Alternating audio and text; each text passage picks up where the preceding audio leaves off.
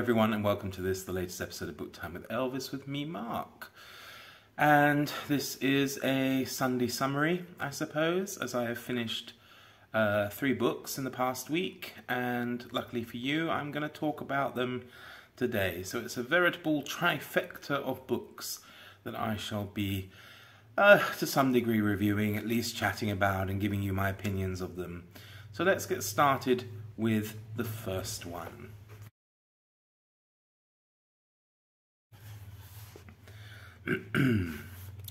It was over then. The episode was finished. We must not speak of it again. He smiled at me over his cup of tea, and then reached for the newspaper on the arm of his chair. The smile was my reward, like a pat on the head to Jasper.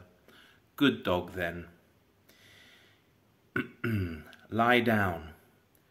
Don't worry me any more. I was Jasper again. I was back where I had been before. I took a piece of crumpet and divided it between the 2 dogs. I did not want it myself. I was not hungry. I felt very weary now, very tired in a dull, spent way. I looked at Maxim, but he was reading his paper. He had folded it over to another page. My fingers were messy with the butter from the crumpet, and I felt in my pocket for a handkerchief. I drew it out, a tiny scrap of a thing, lace-edged.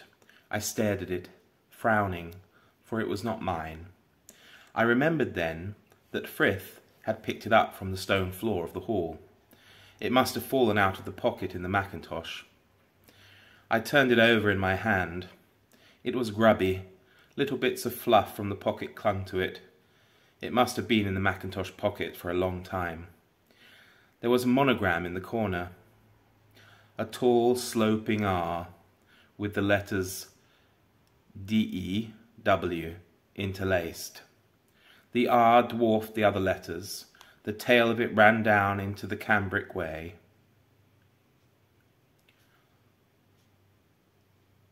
Messed that up there. Oops.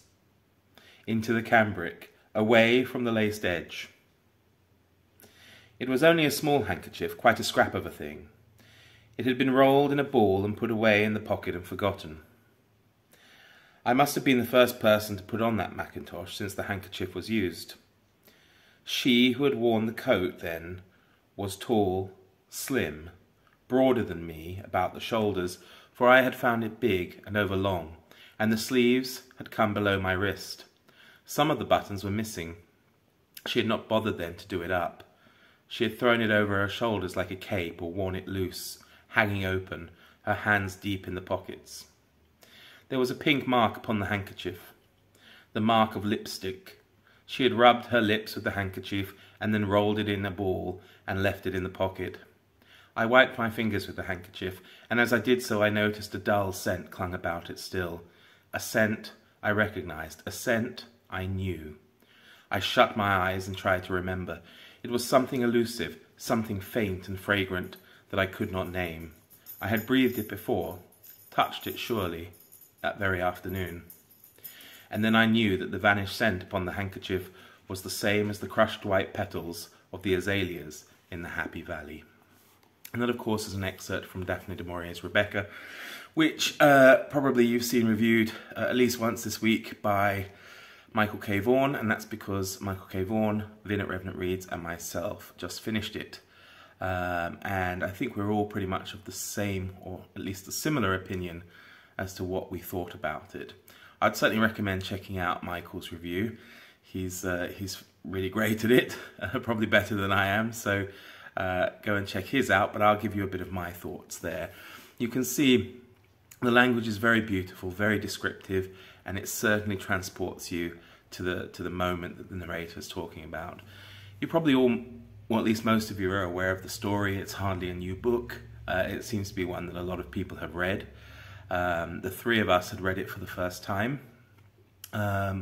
although Vin had seen the film, the old Hitchcock film, and I had as well, though for me it was in the dark and distant past of my childhood, so I really didn't remember very much of it at all. The only person I remembered was the evil Mrs. Danvers, the housekeeper, at the estate of Mandalay. The story, of course, is narrated by a nameless woman, sometimes known as the second Mrs. De Winter. And it's all about her meeting her husband, Maxim De Winter, and the mysterious, elusive Rebecca, who was Maxim De Winter's first wife, who kind of hangs like a fog over the lives of people associated with Mandalay. And, you know, it feels like perhaps it's a kind of tragic love story, you know, that Maxim had lost his first wife, and everybody's really affected by it, him least of all, most of all, rather. But you soon begin to realise that his moments of distance and distraction about Rebecca are not down to his all-consuming love for her. Instead, it's something quite different, and that Rebecca wasn't the person to him as she appeared to be to everybody else, because everybody else seems to like her and thinks very much of her. She's beautiful, she's very sociable, and in finding the second Mrs. De Winter, he's gone for someone who can be classified, I suppose, as the exact opposite of the wife he lost. Michael, of course, alluded to the fact that, you know, was she lost in a simple boating accident? Well, you'll have to read it to find out, and if you've read it, then you already know, of course.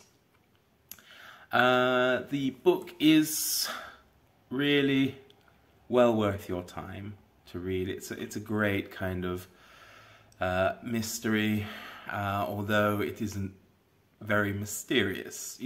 What I mean there is that, as Michael also pointed out, a lot of the plot twists you can see coming. Now, maybe we're jaded because of all the stuff we've been able to read since the publication of Rebecca. Also, it's such a famous story that probably most of us knew little bits about it even before we read it. But the mystery is meant to be there, and it still keeps you reading, even though you're pretty sure you know what's going to happen, what's going to come next. It still keeps you reading. The characters are extremely interesting. I certainly agree with Michael about the narrator being, well, he says annoying at times. I find her quite annoying most of the time. I can understand even why Mrs. Danvers doesn't like her, because it's very hard for her to respect somebody who doesn't respect herself. She's quite weak, always, what's the word? Oh, gosh, I can't think of the word. Always saying, you know, do what you think's best, that kind of thing, rather than taking anything upon herself to do it or try to make her own mark on the estate at Mandalay. Maxim is an interesting character, the husband.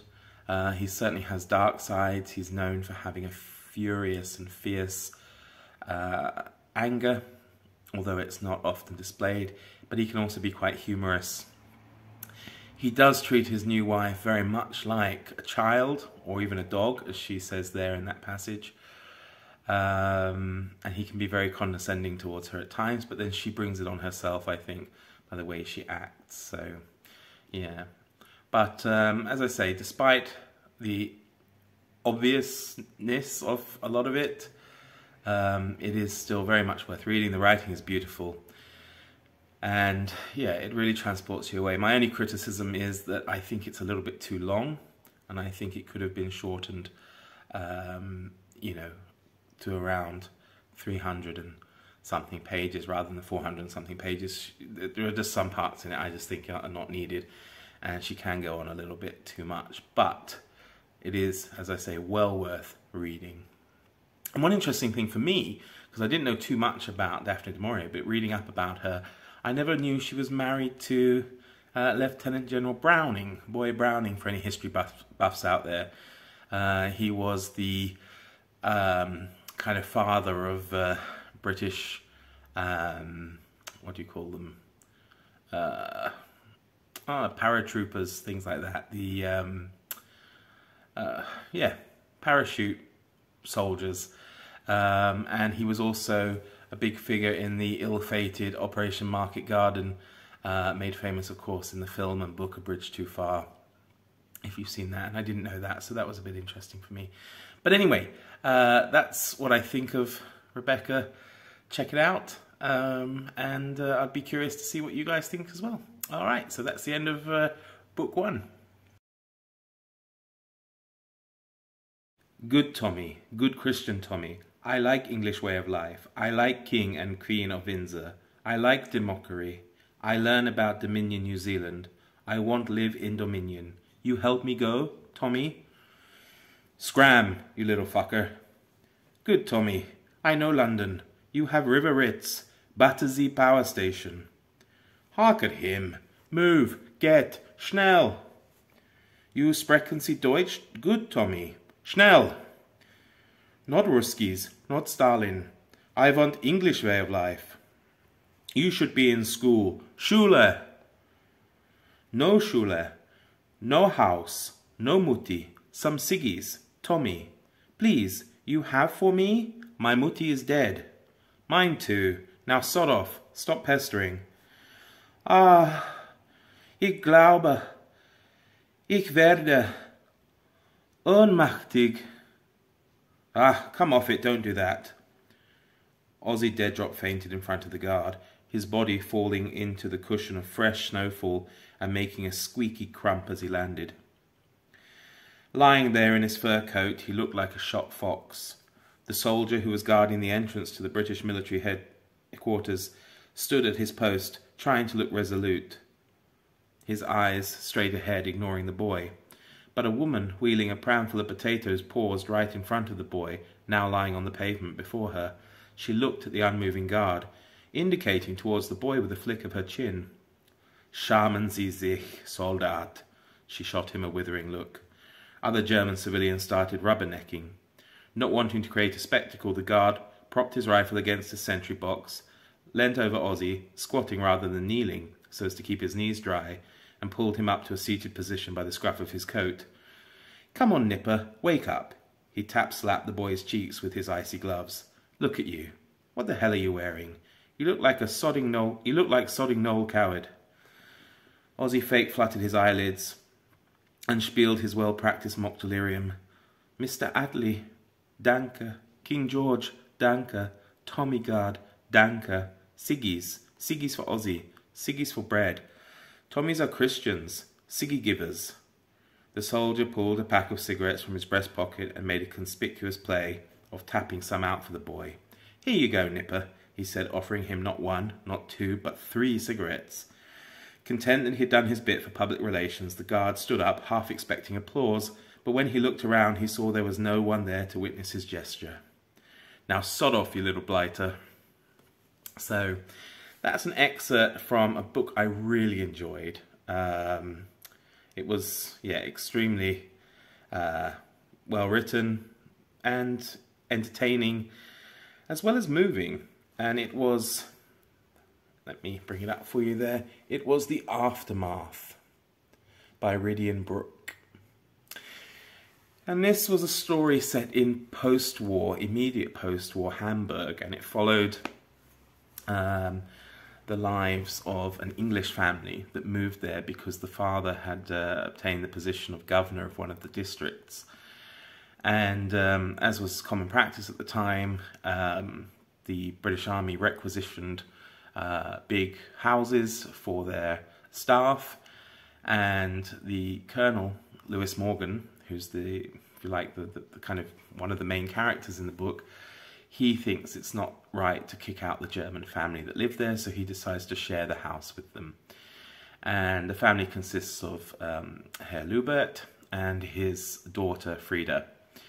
And they move and live upstairs, whereas Lewis Morgan, his wife Rachel, and son Edmund live in the rest of the house.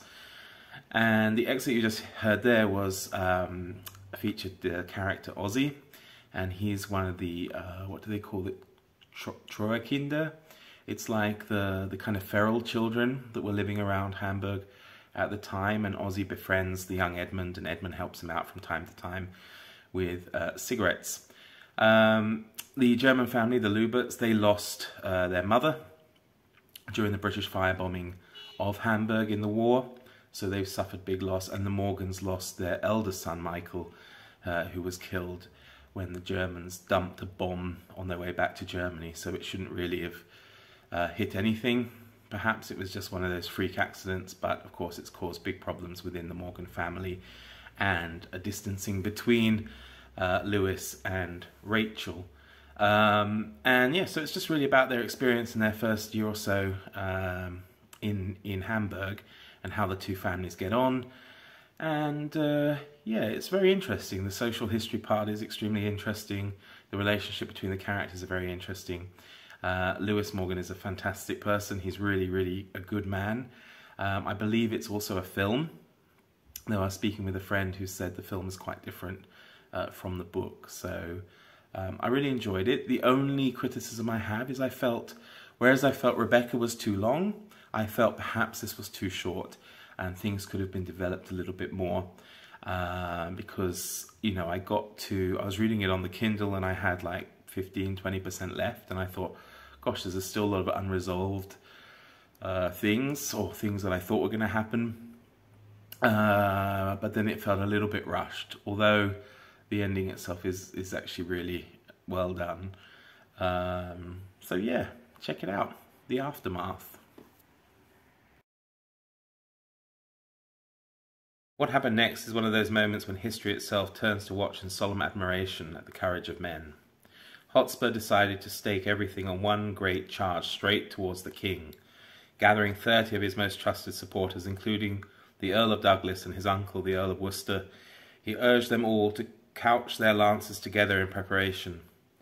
Henry himself was still in the thick of the fighting, oblivious of the impending force of 30 knights about to smash their way through to him. But the Earl of Dunbar saw what was happening and immediately understood that the king was in great danger. A group of charging mounted knights with lances could suddenly smash their way through a mass of infantry and motionless cavalry, scything through the battle. Dunbar shouted to Henry, urging him to withdraw. Henry seems to have been reluctant. If anyone saw his banner leaving the battlefield, they would presume that all was lost. But there was simply no time to lose. As Hotspur and his fellow knights charged through the fighting infantry, Dunbar persuaded Henry to fall back. In so doing, the oncoming knights were drawn further and deeper into the killing mass. If Henry had looked back, he would have seen the brave Sir Walter Blount, still holding the royal standard, struck down. He would have seen several of his other knights slain. But he would also have seen Hotspur's charge fail, as the 30 were caught on the swords of the royal men-at-arms, their horses' legs broken by the axes of the infantry, who, unable to flee, stood and fought for their lives. No one knows who wielded the blow which stopped Hotspur, but gradually the charge of the 30 knights slowed to a halt, and the royal soldiers in their fury rushed in and cut him down. On seeing Sir Walter Blount killed, as he wore Henry's spare royal armour, the rebels sent up the shout that King Henry was dead, and started yelling, "Harry Percy, King!" Encouraged, the rebel army renewed their efforts. Astounded, Henry raised his visor and yelled back, "Harry Percy is dead." Again he roared it, "Harry Percy is dead." That was it. The challenge was over. In his own mind and in his own conscience, God had spoken. It had not been an unequivocal judgment in his favour, as the wound his son had received was so grave it was unlikely he would live, but Henry had been given the victory. The rest of the battle was a foregone conclusion from that moment on. The rebels, seeing their beloved Hotspur dead, and the Earls of Worcester and Douglas and several other knights being led from the battlefield as prisoners of the king, knew they were defeated. One instant they had been fighters for justice, striving to rid England of an unjust ruler. The next they were traitors, fugitives from justice. There could be no mercy for them. They would be chased down and slaughtered unless they fled. In a very short time the battlefield was cleared of all those who could run, leaving the king's men to cut the throats of those who could not, as twilight settled down across the field of bloody corpses and trampled peas. So grim stuff there, but really exciting and very well written. And this is Ian Mortimer's fantastic book, which is rather a biography of King Henry IV, the fears of Henry IV, the life of England's self-made king. And I read this because I wanted to read Shakespeare's plays, Henry IV, at least part 1, possibly part 2 for Shakestember, but I got delayed and I didn't get a chance. But I had read the 2 plays before, so it isn't too bad, and it was very interesting reading an actual biography of Henry IV, who I didn't know much about beyond those 2 plays by Shakespeare. And he's a really interesting king, and probably unfairly maligned and forgotten, really, in English history, although he does have those, well, I mean, he's a central character in 3 of Shakespeare's plays, of course, Richard II, Henry IV Part 1, and Henry IV Part 2, and at least he's alluded to a couple of times, I think, in Henry V, if I remember rightly. But in terms of English history, generally, he's not much thought of, and if he is, he's thought of as a usurper because he usurped the throne and deposed King Richard II. But as a person and as a subject for a biography, he was really, really extremely interesting. He was the eldest son of the Duke of Lancaster, John of Gaunt. He never, of course, expected to be king. He was trained to be very loyal, although Richard II never took advantage of that and did everything pretty much to piss him off, which, of course, ends up ends up causing the demise, of course, of Richard II. He was a crusader. He did his crusades in the Baltics against last vestiges of paganism there. He did a pilgrimage to Jerusalem. He was an excellent jouster and famous throughout Europe for that. He was a loving father and husband.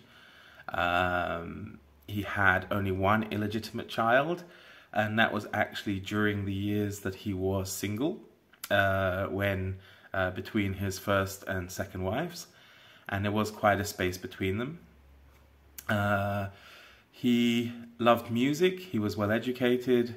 He had inputs into the design of cannons and other new technologies. He possibly owned one of the first portable clocks in existence, and he was a big patronizer of the arts, and he probably composed at least 2 pieces of music, though that's often attributed to his son, though it seems more likely it was him who did it. And his kingship was fraught with difficulty. My goodness, he seems to be marching off every 5 seconds to crush some rebellion or another. At the time, he coincides with the rising in Wales, led by Owain Glendower, which he rides against him at least in 5 successive years, trying to put him down. There are many plots against him. There's an episode where someone tries to poison a saddle that he would sit on. I'm not sure exactly how that would work, unless he sat on it bare-cheeked, perhaps. And there are plots against his life, against his family all the time. He never has any money. He's completely hostage to Parliament. But he manages to get through it. And the harsh thing as well is the last kind of 5-6 years, he is struck down by this terrible illness that several times during that time they think he's going to die. You know, he calls everybody to walk to him. He makes his wills. And then he suddenly recovers, or at least seems to get better again and doesn't die. They're not sure exactly what it is. It seems perhaps it was the same illness that struck down his uncle, the Black Prince. His skin, he complains about his skin being on fire, and it breaks out in all these open weeping sores, and then he can't move below the waist. He can't ride or walk properly. He starts rotting. From the waist down, he starts wasting away, and then he's in and out of comas occasionally. So yeah, he's extremely unlucky. I mean, he's frustrated because all the while he wants to be a great king that leads English soldiers to France, which he doesn't manage to do, but of course his son famously does manage to do, Henry V. And Ian Mortimer just writes about it really well. It's like reading a novel, to be honest. It's full of great characters. It's full of a lot of grim violence, of course, as well as people being burned for heresy, people being hanged, drawn and quartered. There's one instance of one man who's been putting forward the idea that Richard II is still alive,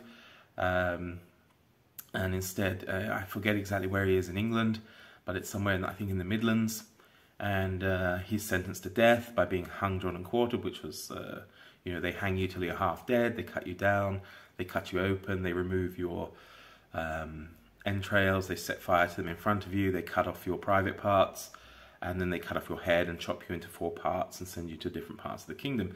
Whereas this poor guy was going to receive that, but he was supposed to be drawn through the streets of all the major towns on the route back to London, the long way round, and at each town he was hanged, but of course cut down while still alive, and then moved on to the next town until eventually he suffered all the rest in London. So it's pretty grim, and I understand it might not be everybody's cup of tea, but it is a very well written historical biography, and if you have any interest in learning about rather lesser known English kings, queens, then I would say give it a go, and give any of Ian Mortimer's books a go. He's really a very good writer. So that ends our long video on 3 books that I've read in the past week. I shall be back soon with some more, and maybe some tags and that kind of thing. I thank you very much for keeping up with me, with me up until now, and I look forward to seeing you all again very soon. Take care, everyone. All the best. Bye.